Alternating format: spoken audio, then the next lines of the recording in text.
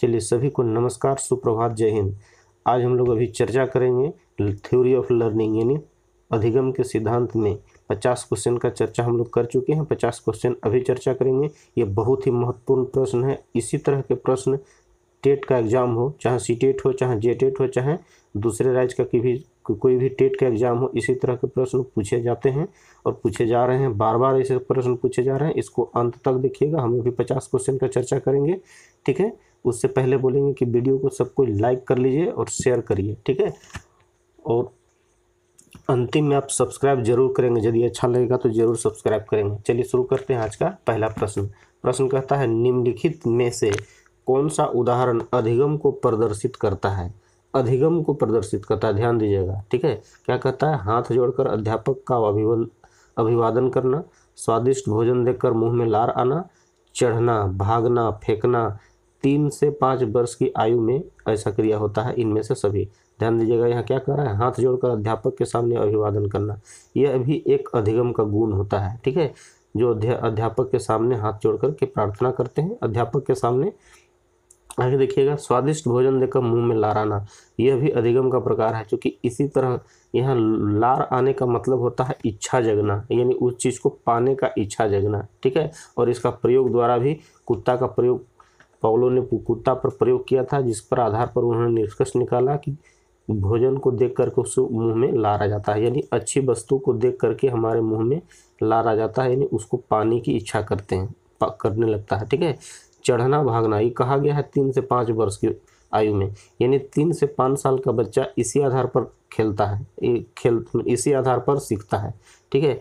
चढ़ना, भागना, फेंकना, यानी 3 वर्ष के बच्चा के लिए कहा गया है और यह इस आयु में बच्चा इसी तरह से सीखता है। यानी ये सभी अधिगम को प्रदर्शित करता है। इनमें से सभी इसका आंसर होगा, ठीक है। चलिए नेक्स्ट क्वेश्चन हम लोग देखते हैं 52 में। अंतर्दृष्टि, जिसको हम लोग सूझ भी बोलते हैं, ठीक है, इनसाइट। अंतर्दृष्टि अर्थात सूझ के द्वारा सीखने का सिद्धांत है ना, गेस्टाल्टवादी मनोविज्ञान की देन है। गेस्टाल्टवादी मनोवैज्ञानिक की देन है। यह सिद्धांत किसके लिए सबसे अधिक उपयोगी है? ठीक है, यानी मंदबुद्धि बालकों के लिए, तीव्र बुद्धि बालकों के लिए, पागलों के लिए या अनपढ़ों के लिए? तो याद रखिएगा, यह सबसे ज़्यादा तीव्र बुद्धि के बालकों के लिए उपयोगी है। नेक्स्ट, अधिगम का कौन सा सिद्धांत पाठ्यक्रम के विभिन्न अंगों के एकीकरण पर जोर देता है? उद्दीपन अनुक्रिया सिद्धांत, संबंध अनुक्रिया सिद्धांत, गेस्टाल्ट सिद्धांत या उपरोक्त में से सभी? तो याद रखिएगा, यह गेस्टाल्ट सिद्धांत इसका आंसर होगा। नेक्स्ट 54, अंतर्दृष्टि द्वारा अधिगम का प्रतिपादन किसने किया था? यानी इनसाइड थ्योरी का प्रतिपादन किसने किया था? गेस्टाल्ट मनोवैज्ञानिकों द्वारा, जीन पियाजे द्वारा, पाउलो द्वारा या फिर बायोंटस्की के द्वारा? तो याद रखिएगा, ये इसका आंसर होगा गेस्टाल्ट मनोवैज्ञानिकों के द्वारा। भूल और प्रयत्न द्वारा अधिगम, यानी ट्रायल एंड एरर थ्योरी, भूल और प्रयास द्वारा अधिगम का सिद्धांत का प्रतिपादन निम्न में से कौन सा विद्वान किया था? थॉर्नडाइक, हेंगाटी, कोहलर या जीन पियाजे? तो यह कौन किया था? थॉर्नडाइक। बहुत ही इंपॉर्टेंट प्रश्न है ये। आगे चलिए 56, निम्नलिखित में से किस मनोवैज्ञानिक ने अधिगम का अनुबंधित अनुक्रिया सिद्धांत का प्रतिपादन किया? पाउलो, थॉर्नडाइक, लॉयड मॉर्गन या फिर अलेक्जेंडर ने? ठीक है, तो यह सिद्धांत का प्रतिपादन किया था पाउलो ने।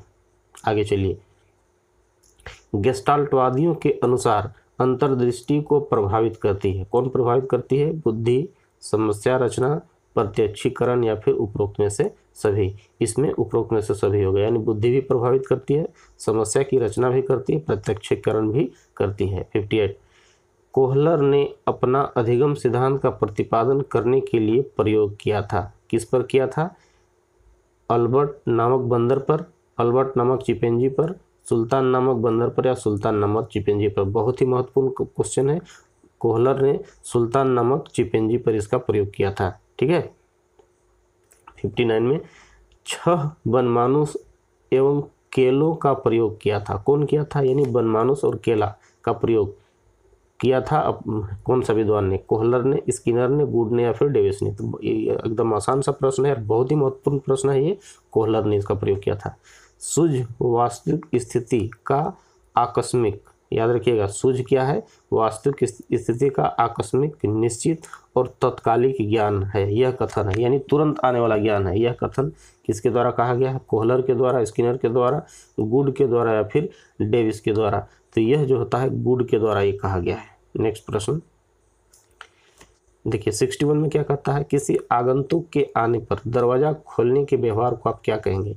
यानी हमारे दरवाजा के सामने कोई गेस्ट आता है, नॉक करता है दरवाजा को, और हमारा आदत हो जाता है और हम दरवाजा को खोल देते हैं, तो इस प्रकार का व्यवहार क्या कहलाता है? क्रियात्मक व्यवहार या ऑपरेंट व्यवहार, प्रतिक्रियात्मक व्यवहार या उपरोक्त में से कोई नहीं? तो इस याद रखिएगा, यह ऑपरेंट व्यवहार कहलाता है। चलिए देखिए 62 में गेस्टाल्टवादियों ने परिस्थिति के सही प्रत्यक्षीकरण को क्या कहा है? देखिए क्या कहा है? प्रात्यक्षिक अस्तित्व, प्रात्यक्षिक सुरक्षा, अंतर्दृष्टि या फिर प्रात्यक्षिक सतर्कता? तो इसमें से याद रखिए गया इसको अंतर्दृष्टि सूझ कहा है। नेक्स्ट प्रश्न 63 में थॉर्नडाइक मनोवैज्ञानिक थे, कहाँ के थे? ये तो पूछता है बहुत बार, जानना भी चाहिए, ठीक है। ब्रिटेन के, अमेरिका के, भारत के, रूस के? तो ये अमेरिका के निवासी थे। स्किनर के नैमित्तिक अनुबंधन संबंधी प्रयोग किस पर बल दिया है या किस पर किया था? स्किनर ने बिल्ली पर किया था, चूहा पर किया था, कुत्ता पर किया था, बंदर पर? याद रखिएगा स्किनर ने चूहा पर किया था अपना प्रयोग। अगला प्रश्न 65 नैमित्तिक अनुबंधन को अन्य किस नाम से जाना जाता है? शास्त्रीय अनुबंधन, पाउलियन अनुबंधन, प्राचीन अनुबंधन या क्रिया प्रसूत अनुबंधन? तो याद रखिएगा इसको हम लोग क्रिया प्रसूत अनुबंधन भी कहते हैं। 64 निम्नलिखित युग्मों में से कौन सा गलत है, यानी असत युग्म कौन सा है, यानी गलत कौन सा है? ठीक है, स्किनर चूहा पर प्रयोग किया था, सही है। देखिए थॉर्नडाइक बिल्ली पर, पाउलो कुत्ता पर, कोहलर कबूतर पर? गलत यही है, कोहलर ने चिंपैंजी पर किया था, बनमानुष पर प्रयोग किया था, यानी ये गलत है और यही मेरा आंसर होगा। नेक्स्ट प्रश्न ऐसे व्यवहार जो ज्ञात एवं निश्चित उद्दीपकों द्वारा होता है, यानी वो ज्ञात होता है और निश्चित उद्दीपकों के द्वारा होता है, उन्हें हम कहते हैं घटित व्यवहार, प्रतिकृत व्यवहार, प्रत्यक्ष व्यवहार या अप्रत्यक्ष व्यवहार? तो इस तरह के व्यवहार को हम लोग प्रतिकृत व्यवहार कहते हैं।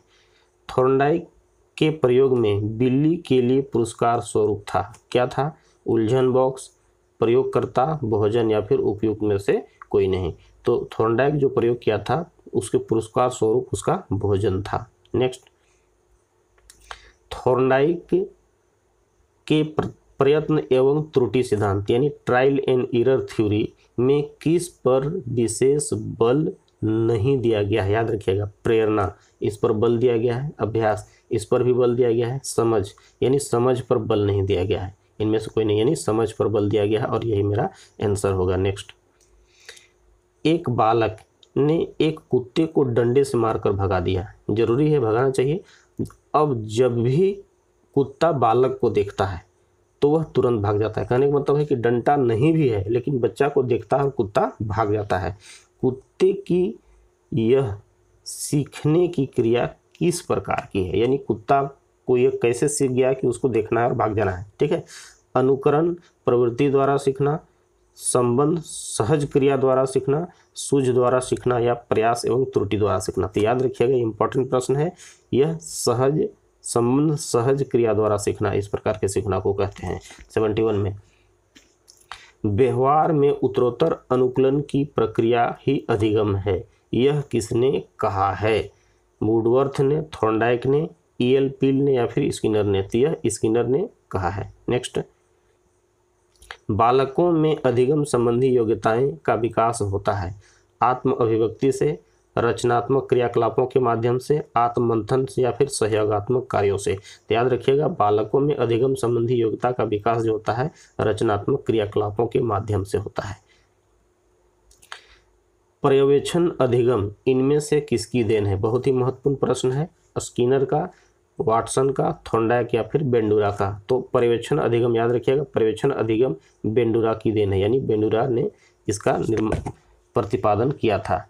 निम्नलिखित में से किस अधिगम प्रणाली में मानव मस्तिष्क का सबसे अधिक प्रयोग होता है? बहुत महत्वपूर्ण प्रश्न है ये। अनुकरण, अनुबंधन, प्रयत्न एवं भूल या फिर अंतर्दृष्टि, ये जिसको हम लोग सूझ भी कहते हैं। तो ये मेरा अंतर्दृष्टि इसका आंसर होगा।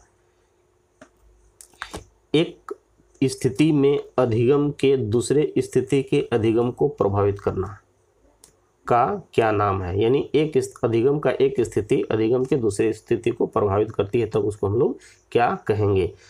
प्रशिक्षण, अंतरण, संप्रेषण, अनुबंधन या फिर अनुकरण। तो याद रखिएगा ये प्रशिक्षण अंतरण इसका आंसर होगा।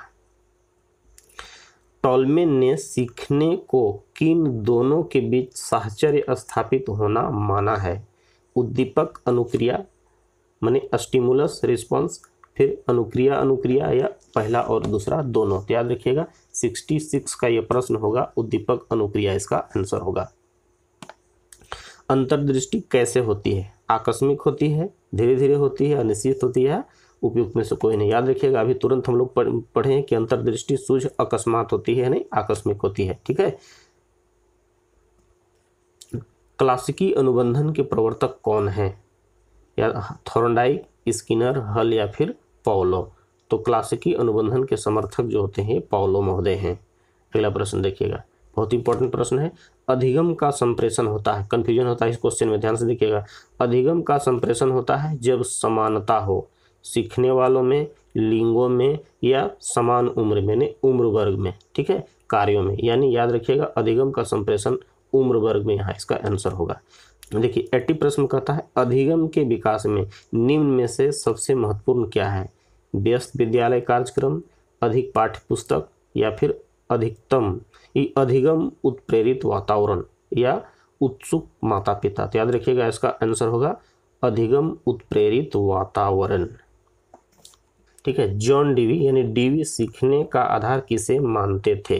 क्रियाओं को, आत्मा को, बुद्धि को या फिर ज्ञानेंद्रियों को? तो जॉन डीवी जो है क्रियाओं को सीखने का प्रमुख आधार मानते थे।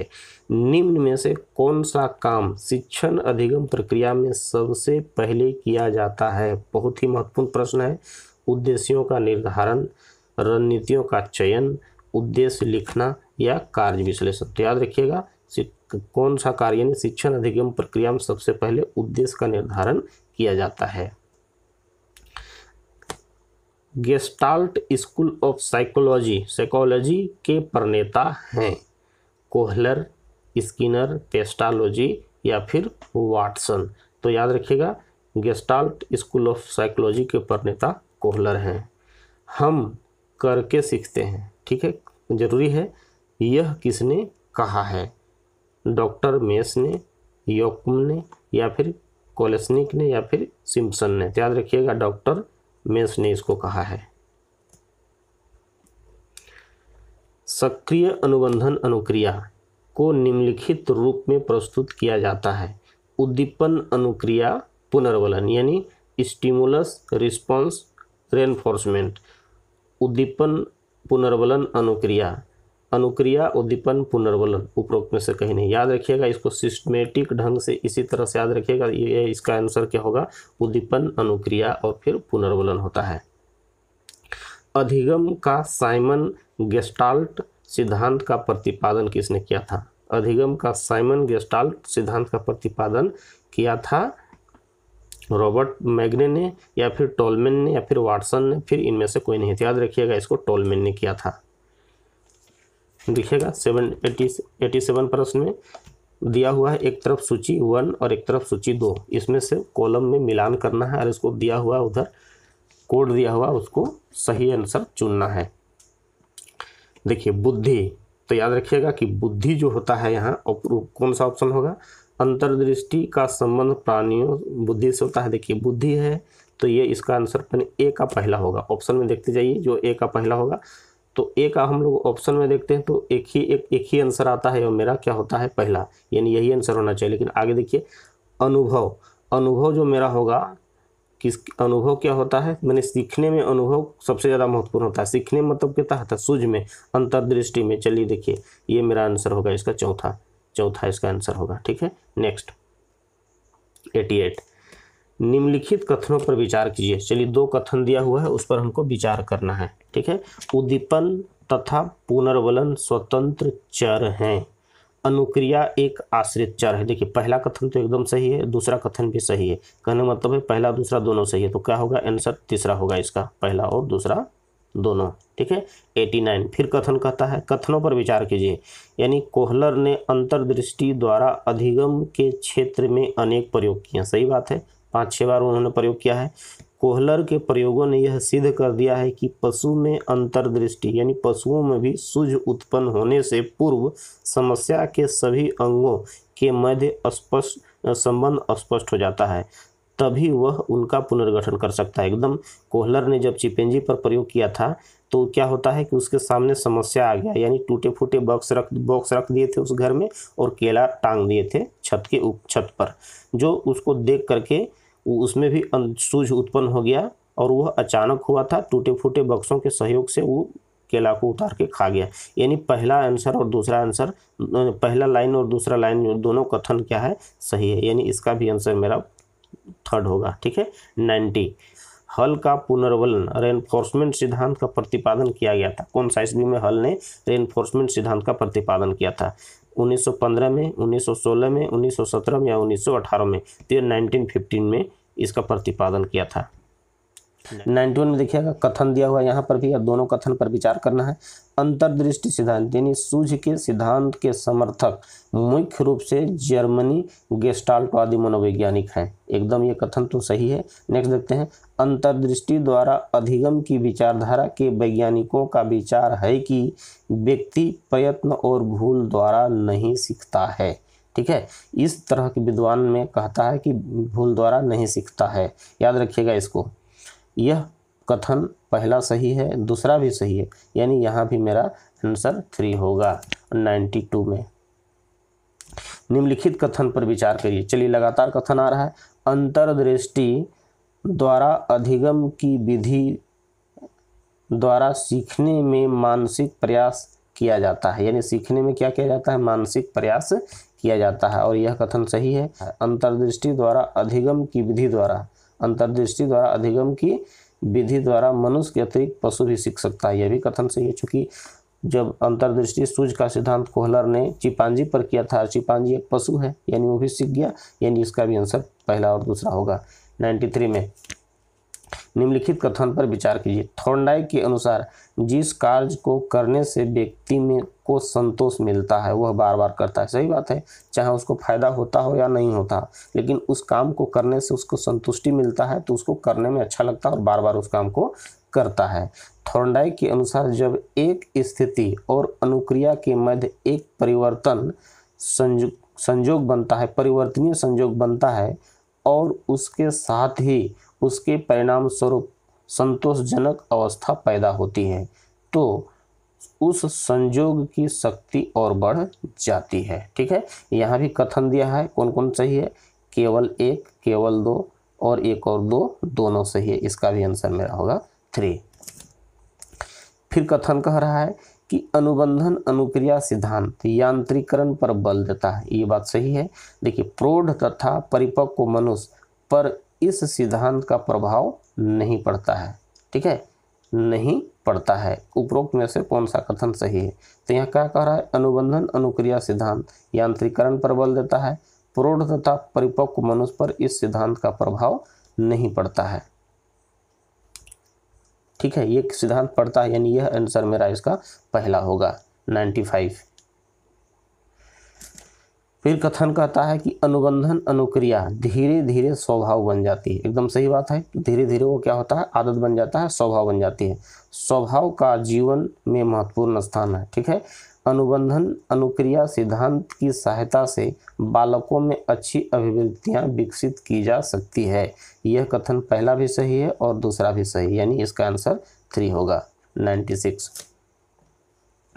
सीखना, सीखने या अधिगम शब्द में वातावरण संबंधी आवश्यकताओं की पूर्ति के लिए व्यवहार में होने वाले सभी प्रकार के परिवर्तन सम्मिलित हैं। किंग्सले एवं गेरी से यह कथन किससे संबंधित है, यानी कौन सा विद्वान यह कहा है, किंसले एवं गेरी से संबंधित है या गार्डनर मर्फी से, वाटसन से, इनमें से कोई नहीं। तो याद रखिएगा यह जो होता है गार्डनर मर्फी से यह संबंधित, यानी उसने यह कहा है। ठीक है। 97 में निम्नलिखित में से कौन सा कथन पुनर्वलन यानी रेनफोर्समेंट सिद्धांत की शिक्षा में उपयोग के आता है ना, उपयोग के लिए आता है, ये उपयोग होता है। ठीक है। इस सिद्धांत में इस बात पर बल दिया जाता है कि विभिन्न अनुक्रियाओं में बच्चों की आवश्यकताओं पर बल दिया जाए। ठीक है। सफलता प्राप्त करने पर बालकों को पुरस्कृत किया जाए। ठीक है, ये भी सही है।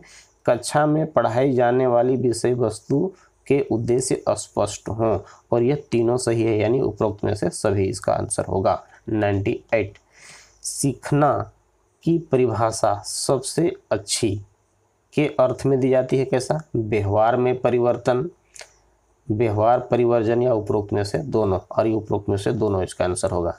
99 निम्न कथनों में से कौन सा अधिगम का सूत्र नहीं है, याद रखिएगा नहीं पूछा है। ठीक है। सरल से कठिन की ओर यह सूत्र है, विशिष्ट से सामान्य की ओर यह नहीं है, मूर्त से अमूर्त की ओर यह भी है, ज्ञात से अज्ञात की ओर, यानी यह इसका आंसर कितना होगा, 2 होगा।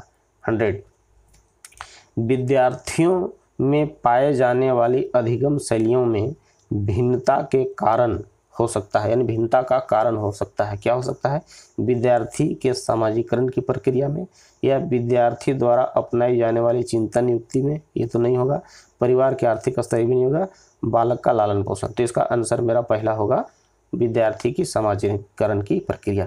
चलिए, बहुत ही अच्छा क्वेश्चन का हम चर्चा कर चुके। ठीक है। यह यदि अच्छा लगा तो आप वीडियो को जरूर सब्सक्राइब करें जो नहीं किए हैं, और जो लाइक इसको सबको करें और शेयर करें। ठीक है। ओके, धन्यवाद।